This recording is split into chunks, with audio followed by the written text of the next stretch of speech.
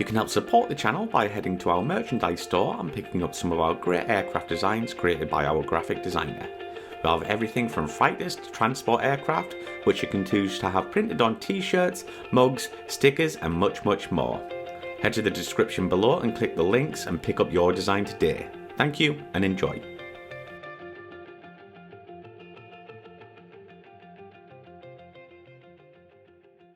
John, when did you become interested in aviation?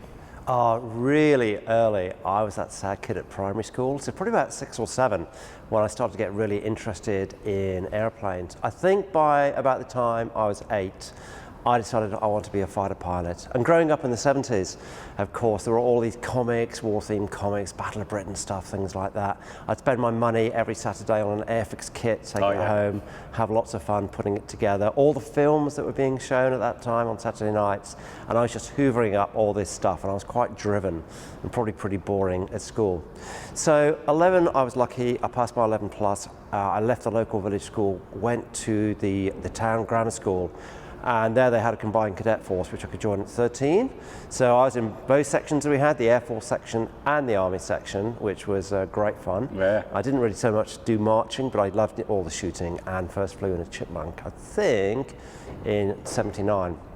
When I was coming towards my O-levels, and I was 15, the Air Force introduced this scheme, sixth form scholarship. It was the first year.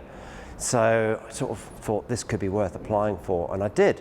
So my father signed the forms, I took them down to the person who owned the local village shop where I worked on the milk round, because he was a counsellor and I needed somebody important to sign the form. And amazingly, I was called forward to go down to Biggin Hill, along with lots of other 15, 16-year-olds, all quite nervous, looking uncomfortable, in our jackets, ties, suits, whatever. And we did the whole process. We did the 3 days of officer and aircrew selection. It started pretty much with medical interview, the leadership tests, the aptitude tests. Actually, it did start with the aptitude tests. And there was a large number, and then by lunch, a lot are gone. And by the end of the day, a lot more are gone. Oh, wow, really? And suddenly the numbers were quite reduced. And I think about 65 of us got the letter saying that we've been awarded a sixth form scholarship. And some of those are friends for life, you know, still in touch. Actually, one of them, Spike, is my vice president at work. So we've known each other since we were 15-year-olds. So that was it, that was great. You know, 2 years, do A-levels, and we knew we sort of had a future in the Air Force. So once we'd done our A-levels, we were called back down to Biggin Hill, and all we had to do then was a medical to make sure we're still good, and an interview. I think some people had a bit of a stern interview because they hadn't worked perhaps as hard as they should have done. And we were all pretty much offered a choice. We could go for a university cadetship, or October there'd be a place at Cranwell for us. So a load of us who'd got to know each other, we went down to the pub, mulled it over, and we kind of decided that we'd go to Cranwell as 18-year-olds in October. So we're in. So Cranwell, 4 months, going through officer training, which actually kind of quite enjoyed. Okay. So I started in end of October, graduated in March, and I had a really good holding post. So a couple of weeks later, I'm off to Wildenrath in Germany, holding with the Phantom squadron, and Phantoms is kind of where I wanted to go. And a week after that, I'm on a VC-10 and I'm going to Cyprus for 5 weeks where they're doing a gunnery practice camp. You know, I'm 18, I haven't got a clue what's going on, you know, and I'm with all these Phantom guys. They're flying 3 or 4 times a day, shooting the banner, and then enjoying themselves most evenings. And I'm out there for 5 weeks. That was quite something, actually, at that stage. And I kind of grew up quite a lot during that period. You know, Cranwell, you're going through the game, but now you're with a proper fighter squadron doing their stuff. So that was inspirational. So just backtracking a bit here, John, did you always want to become a nav? Not at all. I always wanted to be a pilot. Right. And I was very driven towards that. But funny enough, going through Cranwell, my flight commander, he was a logistician. He said to me one day, he said, you'd be a much better nav than a pilot. And I don't know why, but he just said that. So I went to Linton, and again, our Linton is basically made up of us 18-year-olds, the sixth form scholars, and a few others. And I'm the worst pilot on the course by miles. So by Christmas, I'm out of there. And it's known pretty quickly that I'm going to go to Finningley and do the nav course. which I was actually quite relieved about. I was one of those people who'd open the curtains in the mess, and if it was sunny, it was like, oh, they're going to chop me today. Or if it was foggy, I'd go, oh, it's a stay of execution for another day. But it wasn't much fun. So I then went to Finningley and sort of had to just realign my sights slightly from wanting to be a Phantom pilot to be a Phantom nav. And I really enjoyed Finningley, and having done the academics of pilot training and having about 35 hours behind me, I kind of really stood me in good stead for when I went to Finningley. So I enjoyed the course. I actually found it not too difficult. That sounds bad in a way, but I sort of went through the entire course first time, so that's 14 months. Now, Finningley was quite a different culture to Linton. The pilot training system was hard and the fail rate was really high. It was just that, they thought if you didn't have the aptitude, you were out of there. Fail a trip, refly. Fail another trip, you'd probably be the just chief flying instructor. Fail that, you're gone. Finningley, I think there was a lot more that we can teach you, so there was a lot more recoursing that went on. So my course of 10, only 2 of us graduated first time, but a lot of the guys actually were recoursed and then sort of caught up later on downstream. So that was Finningley. Right, so let's talk a bit about your Phantom time, and what was your first frontline squadron? I mean, it must have been great being a frontline now for the first time. Well, it was. I mean, on my first trip on the F4 at Coningsby doing the conversion unit, I was only 20 years old. And the Phantom course was really hard because generally guys would finish Finningley, they then go to Broadie or Chibnall and spend a few months just sandbagging in the back of a Hawk. Okay. There wasn't a formal syllabus. They just go into the ops desk of whichever squadron they were on and going, today I want to fly that trip and I'd like to fly that trip. And they just fly freebies with the staff. But that would be that stepping stone from flying the Jet Provost 5 at 360 knots to flying in the Hawk, 480 knots plus in a tactical environment, which was a superb experience. I didn't get that. They needed 3 navs immediately to go straight from nav school to the F4 to make up a course. So that was hard. That was a really hard school. The ground school was hard because it was totally different to the Jet Provost. The systems were much more complex, and its weapons. Now, the guys from Broadie or Chiv, they'd all done that stuff, and like the first lecture on the Sidewinder, and they asked me about the rules of thumb. I don't even know what a rule of thumb meant. They're talking about the minimum range, the maximum range, so I'm the thick kid in the corner. So from then, it gets a little bit harder. Actually, with the flying, I'm average until the end, and I do have quite a struggle, but, hard work and some good instruction I get through. And I go to Treble 1 Squadron at Lucas. And again, I think it's because when I was really young and I built that airfix kit of the Lightning with the Treble 1 flash on the nose, and I went to an air show when I was about 10, and my parents sort of said with my pocket money or a bit of money I could buy a squadron badge, and I bought the Treble 1 badge. It was almost like I was destined to go there. So I was 21 and I was on a Phantom squadron at Lucas, and I was now living the boyhood dream. Absolutely. And do you have any memorable stories from your time flying the Phantom? I can give you 3. I'll keep them short because they're all quite long. Here's one. I was the 2,081st person to eject from a Phantom. Wow. That's a lot of people after a mid-air. That was 5 months off flying. But that's a long story, so I don't think we'll dwell on that right now. Lucas was all about quick reaction alert, and there was a sign going to the station, this is an operational station, never forget it. So my first day on QRA, I get launched twice. 10 at night, we don't see anything. Land, bacon sandwich, cup of tea is given to us, so get that down, you're going again. So we launch again about 3:30 in the morning, and with my pilot, get 2 Bear Foxtrot Mod 3s. Now, the gap is going bonkers that night. The sort of UK, Faroes, Iceland gap is going nuts with Soviet activity. There's a pair of bears crossing 30 east about every 2 hours. So the Americans, they had the F-15s at the time at Keflavik. I think it was the 57th Fighter Squadron were there. Their call sign was Slojan. They had 12 Eagles up that night. Slojan 12 was launching. We had our Q1 and Q2, each on a pair of bears, and then coming up from the south were Watersham. They had 2 Phantoms launched as well. So this is my first ever day at Q. And then it gets more exciting because the whole of the UK gets fogged out, and they say, British F4s, you're all diverting to Iceland. Kef, and I don't even know where Kef is. So now I've got the map out. The Phantom has no nav kit, really. The Phantom we flew didn't have an inertial nav system. It had a little air position indicator, attack and the radar. Eventually, we make our way into Keflavik in Iceland. park the jet, put fuel in, do a quick bit of admin, super excited because I've just seen my first Russian airplanes. Wow. And by 8, we're in the WIF. Now the WIF is a bar, very famous bar. It was the Eagles bar, full of memorabilia, and all the Eagle pilots who've been airborne all night, and 4 British Phantom crews are in there 8 in the morning, drinking beer and having popcorn for breakfast. So that's another one, and that was just the operational side of Phantom flying in those days. Yeah, sounds amazing. But how many hours did you get on the Phantom? Not that many, 627 I think in the end.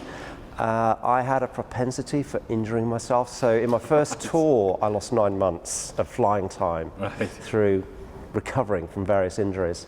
So I got 627, it could have been at 800, but it was a good number. And certainly when I left the jet, I was very comfortable with what I was doing with the aircraft. So John, then you moved on to the F3. How did this come about? Well, at the end of it, we're sort of retiring the Phantom FG1 at Lucas. 43 converted to the F3, Trouble One would be next. So we're all getting posted. And we knew by Jan 1990 where we were going. So a few months before, my boss, Terry Hanlon, called me into the office and said, you've had a great tour, you can basically go to where you want. So, you know, the offer was Phantoms in Germany, which would have been great, Phantoms in Watersham or the F3. Now, to be honest, the F2, the F3, it had a painful introduction into service. I think everybody knows that, it's well documented. But it was improving. The radar was now the Z-list, so things are getting better. It was going to have to be made to work. It was getting the money, and it was going to get all the good detachments. So to me, that was the future. So I asked if I could go to the F3, and that's what I got. So I was pretty lucky, I think. Again, you know, I sort of got what I wanted. Did you get any stick from the F4 guys going, why are you going for this new jet when you got a classic here? Not really, because it was almost like a sort of two-way split between those who were staying on the Phantom for whatever reason, and those of us who wanted to go to the F3. Right. So can you talk us through some of your ground and flying training on the F3? Yeah, so again, back down to Coningsby, and we'd start with academics. This time I was a bit more wise to academics and what all the ground school involved, more familiar with systems.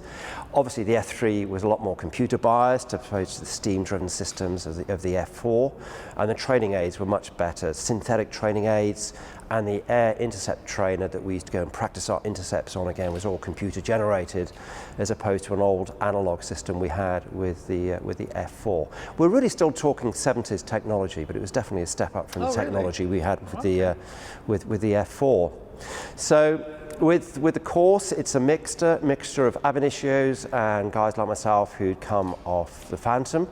I was put up with a guy who'd come from an exchange tour flying Hornets in Australia, who actually was the weapons instructor who sorted me out when I was having my sticky patch on the Phantom conversion unit. So that was quite nice. So we were crewed up together, and then our part of the course was abridged. We actually went to Cyprus with the squadron detachment, and my first trip with the F3 was in Cyprus. And very different to the F4. In fact, getting airborne, and I was flying with the boss of the conversion unit, I thought we'd had an engine failure because the cockpit, the noise environment was so quiet compared. It was so quiet compared to the F4.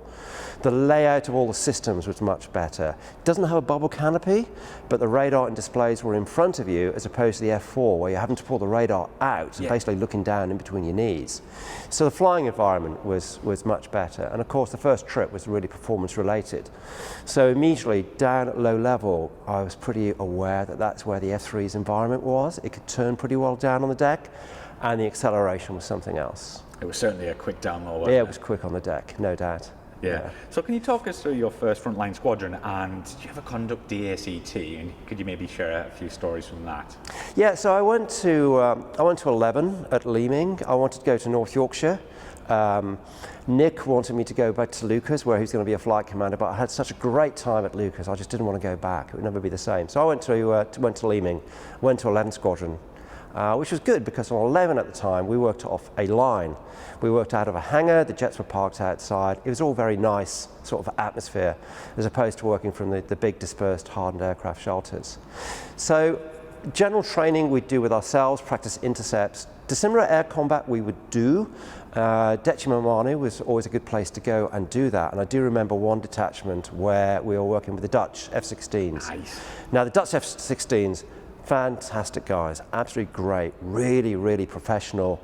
But we actually had an advantage because they were still working only with rear sector heat-seeking missiles. Right. So although we could not turn, no way could we turn with the F-16, the radar was now working pretty well, and we had a better weapons system against them in terms of just our missile loadout. So we had a good day, and I remember a Friday we flew a 4v4, and we tried to put up a 4-ship where we thought we'd do well against 4 of them, and actually it was quite rare, but we did come off actually on top for a change, which was really nice. So we were able to celebrate that evening. So that was DACT. What we did do a lot more of actually was low-level affiliation training, I would say. So that was standard. So again, launched 2 or 4 jets, and we'd go and work with Harriers, Jags, Tornado GO1s as they'd be then. The Americans were still in town, so A-10s, F-111s. So we do an awful lot of working, and we generally be at about 6,000 feet. Just north of here was a common hunting ground over the border country, and working against the guys down at 250 feet. So we do an awful lot of turning and burning right down on the deck against the mud movers, which, funnily enough, is actually quite a bit more hazardous than dissimilar air combat training, I would suggest. Right. Yeah. And you see here, we used to fly a lot with the tanks on with this jet behind me and do that with the training. Whereas if we're doing proper DACT, we'd want the jets to be clean, to actually, allow the jet to turn as best as it could. Mm-hmm. But because we had to fly for hours, generally out of Lima, we'd have the tanks on. So going to DECCI was generally the best place to go and do DACT. So how long did you spend before you became an instructor on the F3? 3 years with 11 Squadron, just a shade under 3 years. And then going to be an instructor pretty much was the natural progression, I think, for me. So I've done a Phantom tour, done an F3 tour, and of course with the F3, a load of us with the experience on the jet would do the conversion training for the new pilots and NAVs, so instructing at squadron level. Instructing on the OCU was, I think, the natural path, and I was pretty happy to go there. But once arriving at 56, then we had to go and do a staff workup and to be standardized, because now our instruction had to be spot on, had to be absolutely nailed to go and do that. So did you enjoy that role as an instructor?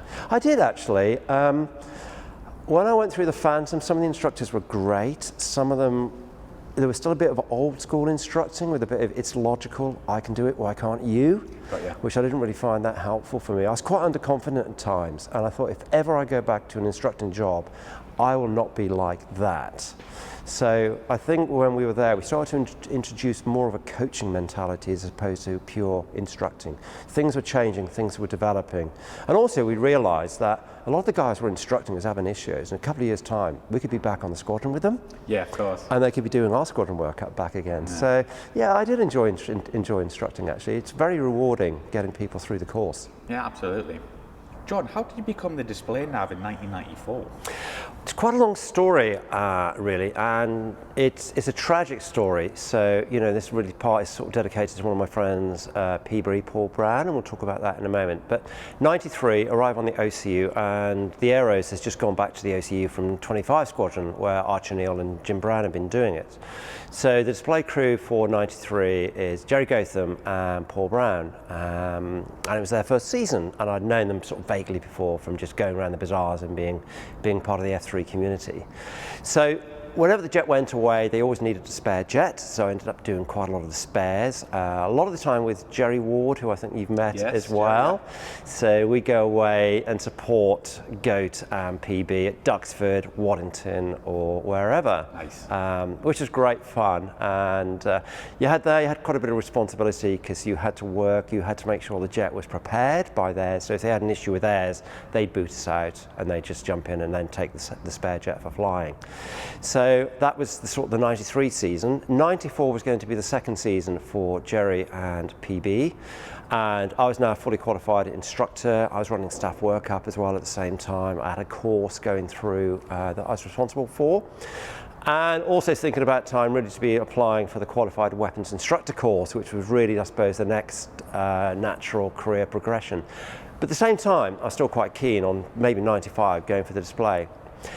Anyway, we're looking now at June 94, and we're going down to Lynham for the Lynham Families Day. So Goat and PB are in the jet. Again, it's myself and Jerry are flying the spare, and we do some low-level work just bouncing hawks out in Wales, landing at Lynham, and we park next to each other, the ground crew there.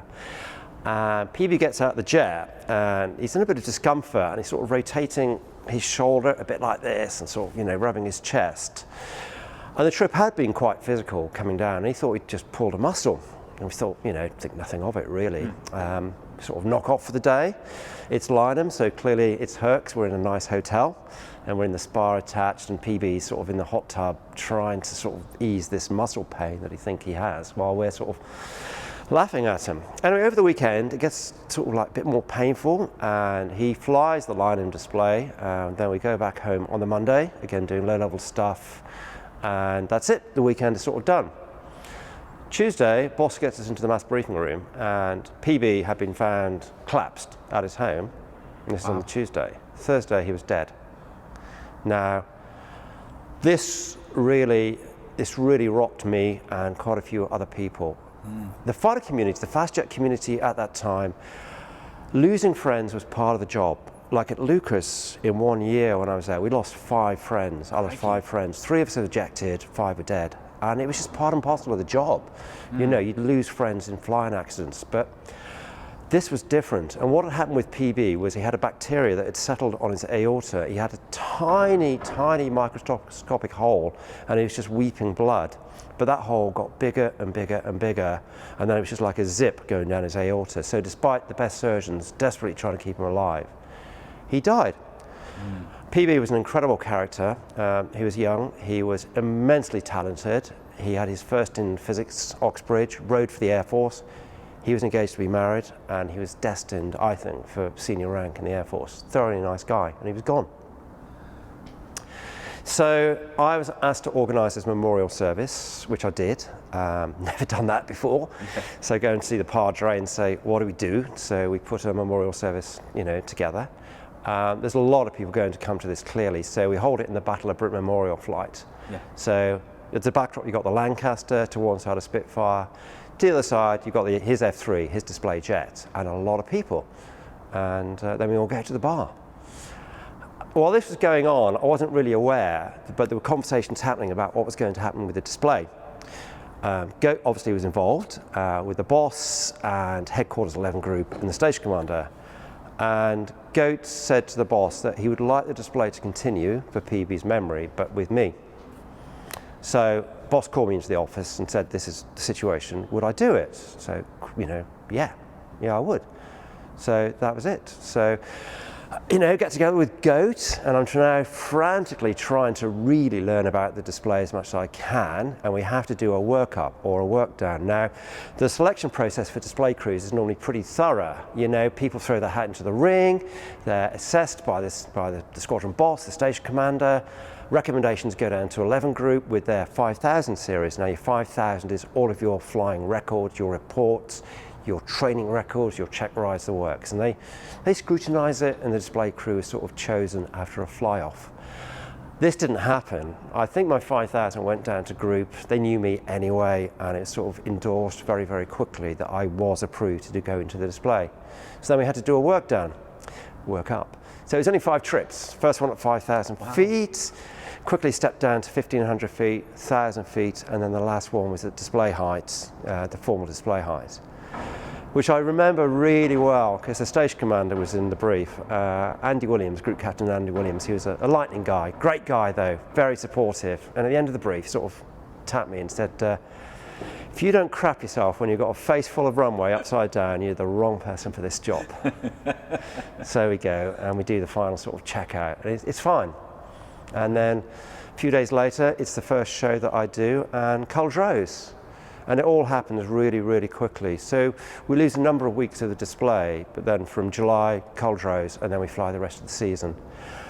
It must have been strange for Goat. Goat, absolutely brilliant guy, great guy, but he was a superb friend with PB. They made a great crew. He's lost his nav, and now he's got me. But we go and do the rest of the display. We keep PB's name on the jet as a tribute, and mine goes on as well. And yeah, it was tough actually.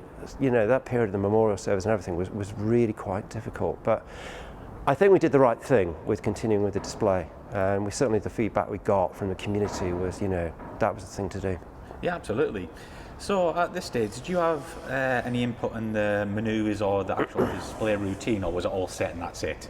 For this season, it was all very much set. And of course, Goat was super familiar with the display. I was playing catch up very, very, very quickly and learning about all the other stuff that comes with being, the display nav, the social side of it, engaging with the public and everything else. So that was really very, very useful. And at the end of the display, Goat had done his 2 seasons. Generally, people got 2 seasons then, but the boss decided that I would be the display nav for 95. Mm-hmm. And before we get into all that kind of stuff in for your 95 season, what is the role of a display nav in the F3? That's a really good question, actually, because obviously you get the smart answers. You get the smart answers like, you're just talking baggage, or you're just adjusting the center of gravity, or you're a waste of fuel. But fundamentally, it's a 2-seat aircraft. That's the basic fact. It's a 2-seat jet, and a lot of the systems are worked from the back. So you've got to have that person there for the display. So what would we do? Really try and make the job as easy as possible for Goat and then for Matt for the 95 season. You want the pilot to be heads out as much as possible, flying the display or using with the F3 the head-up display. So I'd be doing a lot of the sequencing from the back. In terms of our crew cooperation, we try and keep it as quiet as possible. We had a really quiet cadence, so for example, brakes off, we'll have to take off clearance, and I just go speeds building 100, i.e. acceleration check. Mm-hmm. V-stop, that's our critical speed, we'd be airborne, pilot would go gear, and instead of him looking at the indications, I would now be looking at it myself, travelling, noses up, gears up, flaps, he'd say, I'd be looking over my shoulders, travelling up. This kind of crew system is what we try and work so that the pilot could be heads out as much as possible, and I'm doing a lot of the stuff just with the sequencing. In terms of the sequencing, quietly saying what the next manoeuvre would be, derry turn, heading, whatever it was. The wind would have a massive effect, would you believe? Even on the fast jet display, the wind was critical. Yeah. So we'd plan with a forecast wind. We'd make all of our adjustments for the headings for each manoeuvre on that forecast. But as soon as we were airborne, I'd have a look on one of my displays and I'd have a dynamic wind. And if it was different from the forecast, then it was a bit of very quick mental gymnastics, quickly working out all the new headings for each manoeuvre that we'd go and do. So quietly commenting on each manoeuvre. Gates was my responsibility, especially for the big vertical manoeuvres, and we did do quite a lot of vertical. So the gate heights, you've got to hit those gate heights before you can basically commit your nose down into the next manoeuvre, else it can be really bad. So make sure the gates were good. If I was not really 100% happy with the rate that we got to those gates, such with the displays we flew, we could actually adjust quite quickly. So instead of coming with like 70 degrees nose down, I could just say 60 degrees nose down just to adjust. Oh, right. Okay. We never flew to limits, and we never got close to limits, but it always just gave us that bit more of a margin. Yeah. The other thing that had a profound, I think, impact on me, I was at Lucas when we lost the Phantom display, a practice at Abingdon. I knew the guys, knew them reasonably well, and they needed a lot more vertical doing a practice display at Abingdon that they had, and they were both killed. So, we were both incredibly aware of that.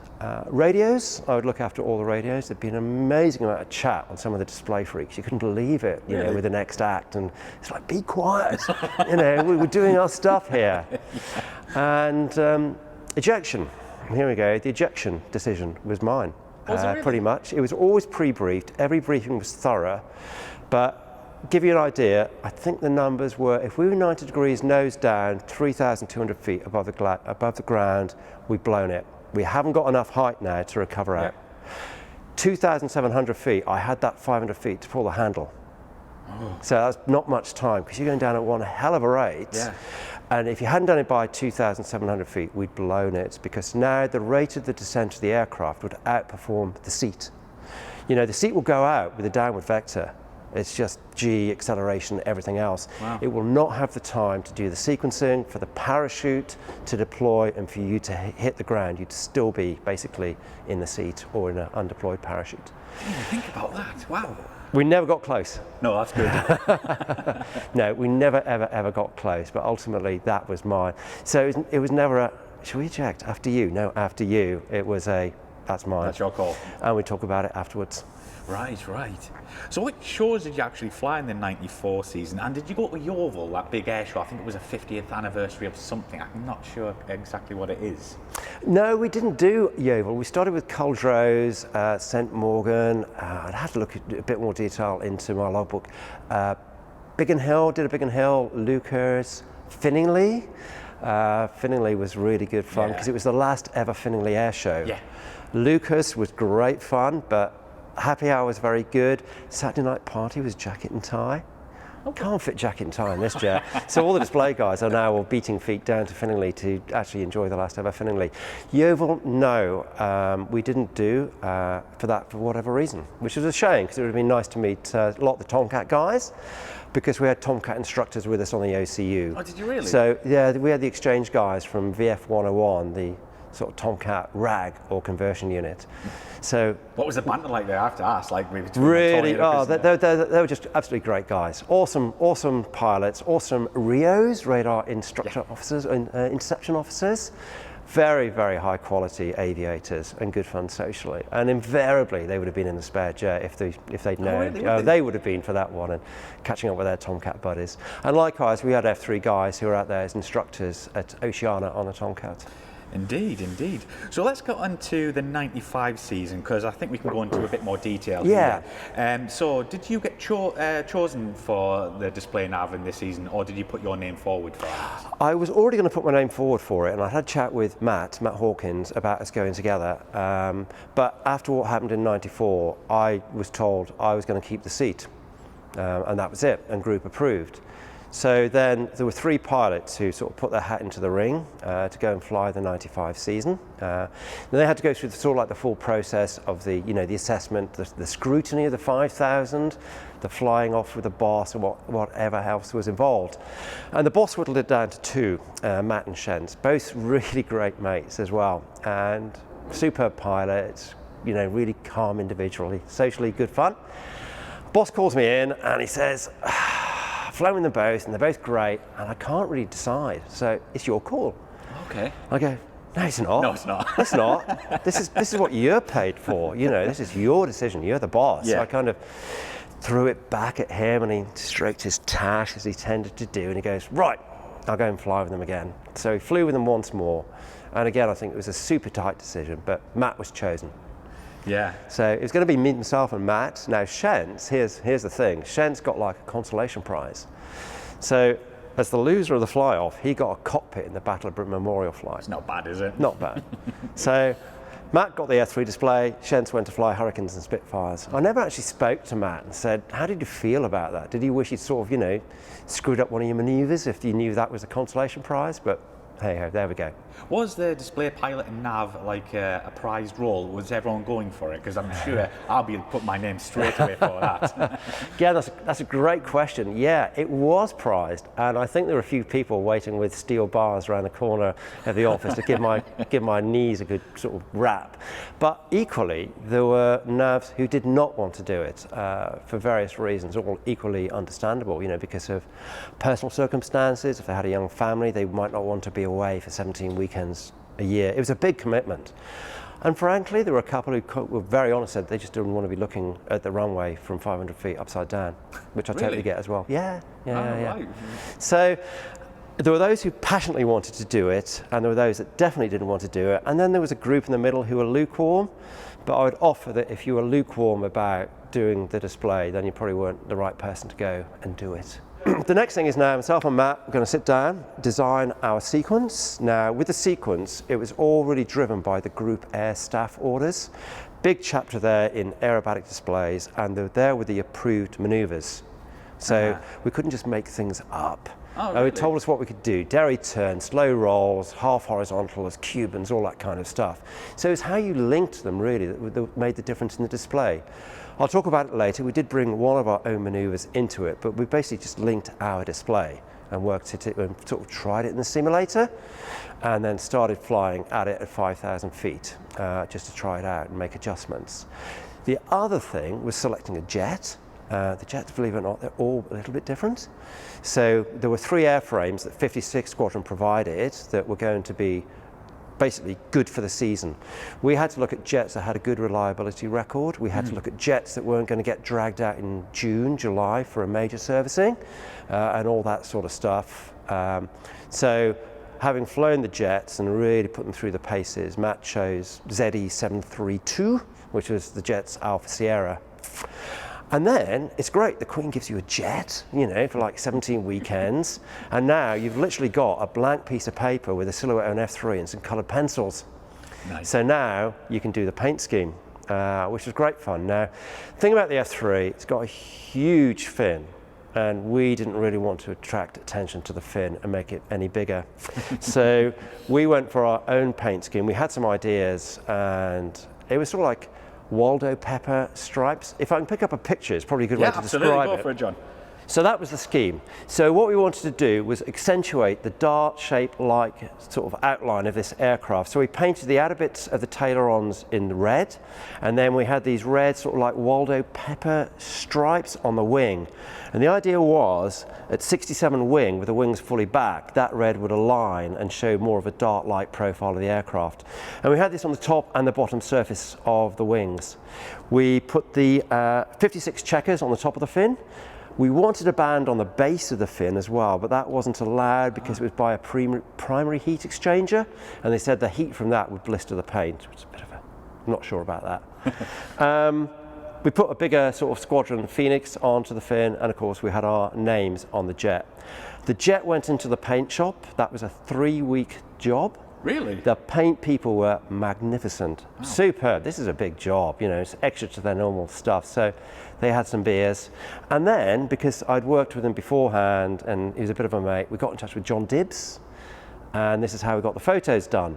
So our XO on 56, very supportive. We had 3 trips. We went to Valley with the jet, straight out of the paint shop, picked up the Hawk. Andy Gent was the Photoshoot pilot with Dibbsy in the back.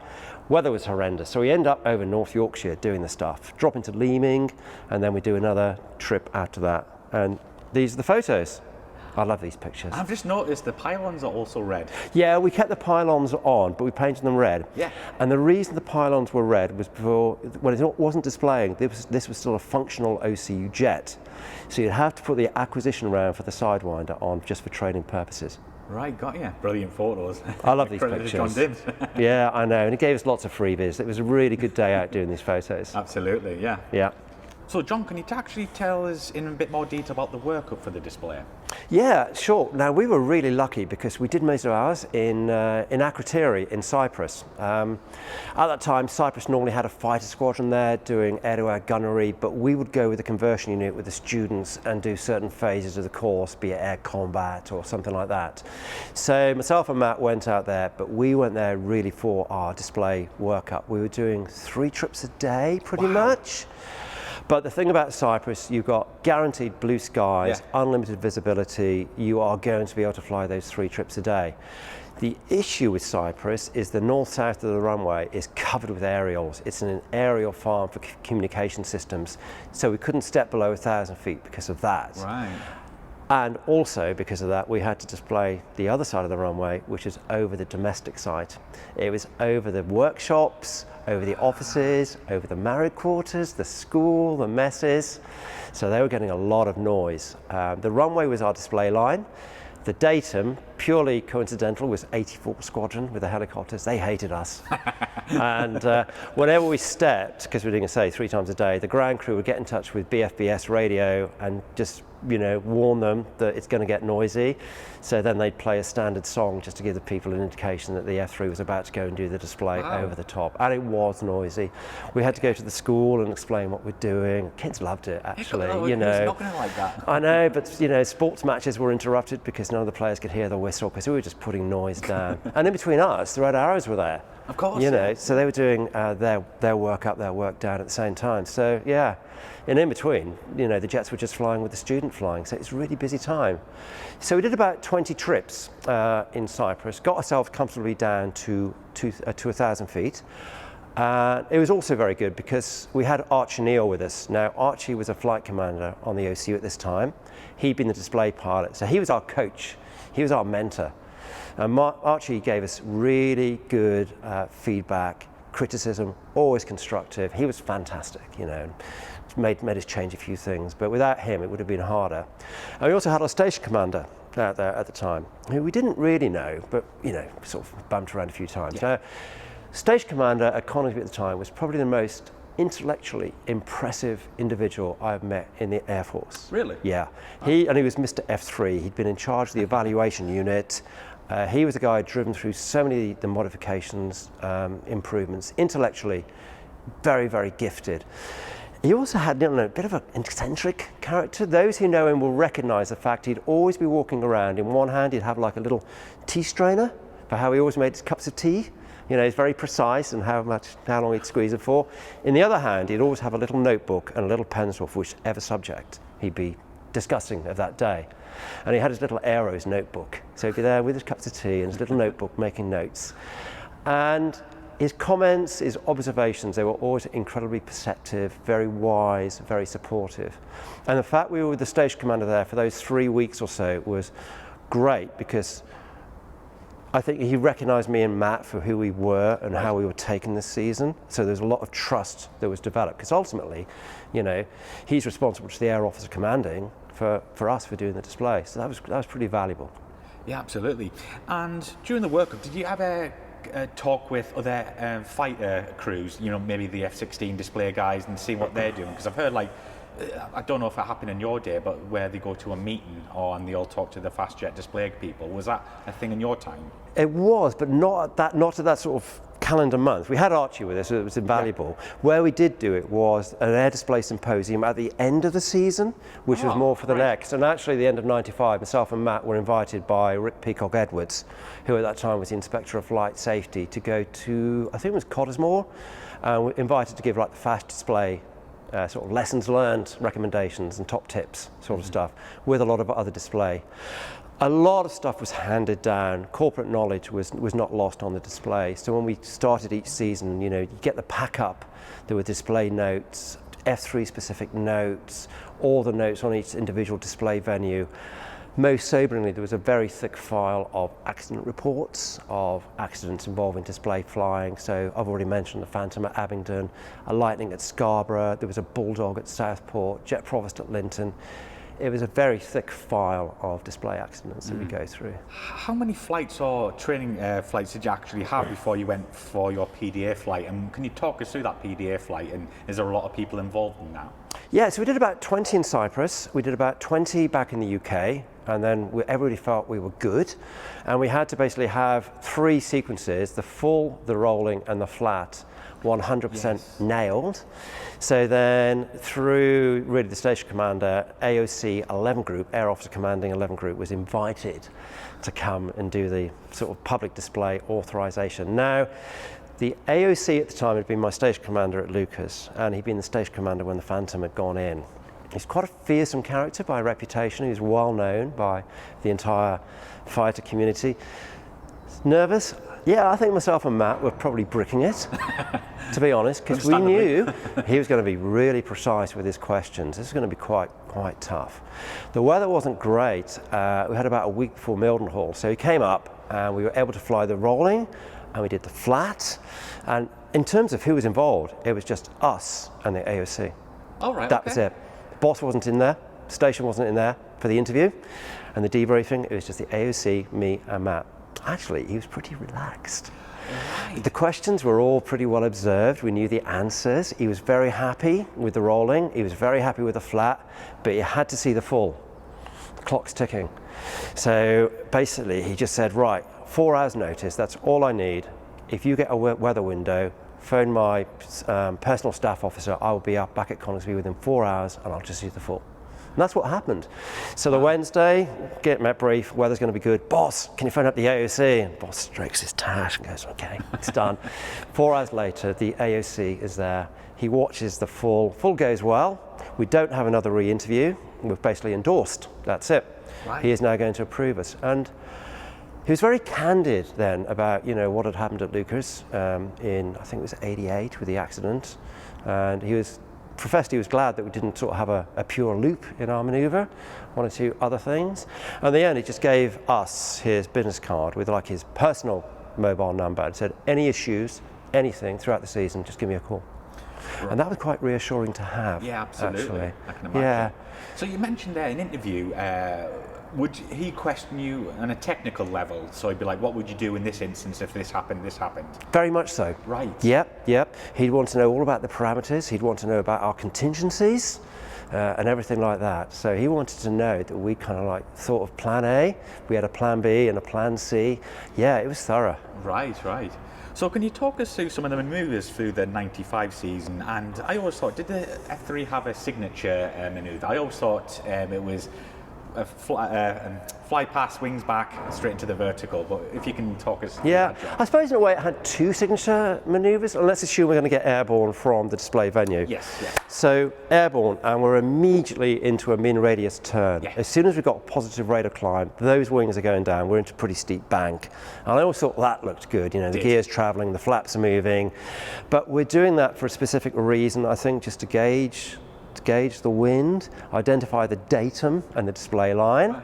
Milton Hall, the first display, we nearly blew it because the wind was so strong onto the crowd and we were so fired up. The combination of that meant we were pulling quite hard on the second part of the turn to stay inside the crowd line. So I'd certainly say that was a signature manoeuvre, and I totally agree with you that at the end, low, fast, wings back always impress the audience. So 600 knots, 0.9, that was the speed. Ooh. That's moving. Never exceeded it. Of course. Did you have a favourite manoeuvre actually in there? I like the vertical. You like that one? Yeah? We had a lot of vertical, horizontal Cuban, and the one we did, which we did do as myself and Matt, I suppose as ourselves, is we did a quarter clover, but we flew it towards the crowd. So we do a positioning 270-degree turn towards the crowd, pointing right at them. Yeah. This was critical, so I would pore over the map as we're doing the display planning for each venue to try and find a pull-up point, a house, or road junction, something. So we had a ground feature that we could identify that was 450 meters away from the display line, or from the public, from the people. Because if we pulled up too late, we'd be pulling up over the people, and that's like red card, that's really bad. And what happens if that happened in that instance? Would you be called to land? Yes, you could be.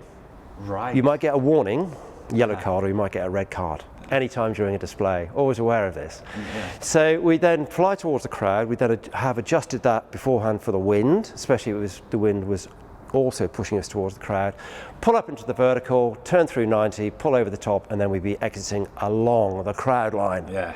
So lots of vertical. I liked vertical because it was always quite nice to look either over your shoulder or in the mirrors and just see the world getting smaller and smaller and smaller behind you at quite a nice rate of knots. Yeah. Displays, maneuvers I didn't really like. Slow roll was horrible. It really was. Archie, I think he used to fly that, didn't he? Archie did it, and it was Archie's coaching that allowed Matt to fly an immaculate slow roll. And same with Goat. The jet's computer driven, it's computer flown. It does not like you doing a slow roll. It's fighting the pilot's input to do a slow roll, and it's critical not to let the nose drop, else you're going to have to fly out, which is going to be really messy. So there'd be a little bit of pitch up, just to get that nose above, and then into the slow roll. And it was slow, and you're hanging in your strap, so I'd have my hands up on the canopy a bit like this. And there was once, fittingly, and it had rained really heavily the night before, and the water had got into the canopy, which can sometimes happen, and I just had this moment of fright. I thought my seat was lifting first of all, but all this water was now coming under negative G, pooling. It was like ectoplasm or something out of Ghostbusters. Yeah. And then it just poured in the canopy above me, and I thought, and as soon as we sort of, positive G, went right way up, it's all in my lap, about 2 gallons of water. That's not good. Ground crew going, well, what's going on here? So I didn't really enjoy the slow roll, but it was a good manoeuvre to fly, and technically, probably the hardest, I think, to fly in the F3. It was definitely one of the noisiest aircraft at circuit. I mean, I've heard them so many times, but how did other I guess British display teams see you as well? So was there a GR at the moment, a GR1, a Jaguar? I don't know if that was still about. Or... There's quite a few points there. They're all good points. Let's talk about the noise first of all. The F3, it's not a dogfighter, so we cannot do the agility of an F-16 Viper. We can't do the square loop of a Hornet, so there's no point trying to replicate those displays. It can go low, fast, it can turn really well, but it can throw a lot of noise into the audience. Brilliant. So every time the exhausts were pointed into the crowd line, the burners were in. That was deliberate. That was all part of the display. So even when we come back and do a 67-degree wings back, brake into the circuit, same time as the wings are coming forward, the air brakes are sort of going out to slow us down. It's a bit of burner.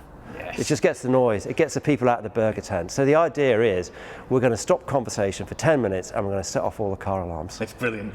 And people love that. Absolutely. So that was always good. Other aircraft, yeah, it was a wonderful community to be in. It was very, very friendly, very professional. So from the RAF, there wasn't, I'm not going to say it was rivalry. We all kind of appreciated each other's displays. Like, I mean, the Harrier was being done by Andy Offer, who then went on to the Reds. Yeah. Sunday, invariably, we find ourselves with our team and the Harrier team in a sort of curry house at the same place. The Jag was still around. The Buccaneer, I think, had gone in '93, I think, was the last year of the Buccaneer display. The GR1 was being done by Cottesmore, and at the time they called it Black Beauty. Yes. They had the black GR1, Mike Alton and Wolfie Harland, who's sadly no longer with us. We didn't see very much of the GR1 crew because all the displays were allocated from Headquarters Air Command or Strike Command, and we'd have certain jets at each venue. So they'd rarely put an F3 and a GR at the same venue. Oh, really? Yeah. So unless it was like Riyadh or Ayat at the time. You'd see them probably, we'd be with each other at Riyadh, at Fairford, Waddington and Cottesmore when we did one at Cottesmore because that was their home. But invariably, if, for example, they were doing Shoreham, we'd be somewhere else. And that's spreading the jets or the aircraft around as many displays as possible. But all the displays, I think, were impressive in their own right. You know, you look at a CH-47 and it was an amazing display going, how on earth is that helicopter being flown like that? There was a Herc TAC display at the time. You know, I remember watching it at Biggin Hill, this Herc doing its Kaysan approach, the really steep approach. Stop on the sides of a postage stamp, ramp would go down, the Land Rover would come out with lots of, you know, hooligans in the back, lots of guns and smoke, driving the back, Herc would get airborne. And it was a great Herc display. So all of the displays in their own right, I think, were really very, very good. All of them. Absolutely.